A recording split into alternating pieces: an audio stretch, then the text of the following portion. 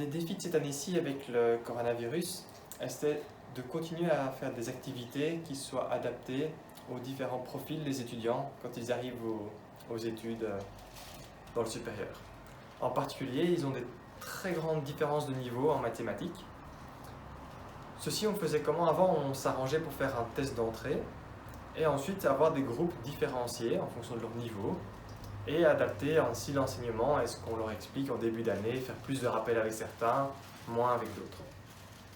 Avec le confinement, c'était assez dur de faire ça. On devait essayer de reproduire ceci à distance. Et donc l'idée était de faire des parcours pédagogiques différenciés. Donc pour ça, on a employé le module H5P dans Moodle, qui est le fait de faire des vidéos interactives. Et comment est-ce qu'on les a fait? On a essayé de se dire, a priori, pour certains étudiants, c'est des prérequis, c'est des choses qu'ils maîtrisent déjà. Et donc on commençait ces vidéos non pas par de la théorie, par de la nouvelle matière, mais par des questions. Chaque fois, on avait une question dans la vidéo à laquelle l'étudiant devait répondre.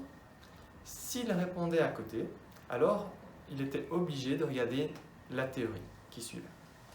S'il avait juste, par contre, grâce au module H5P dans Moodle, on pouvait faire un saut dans la vidéo pour passer à la question suivante. Ainsi, l'étudiant ne revoyait la théorie que ce dont il avait besoin.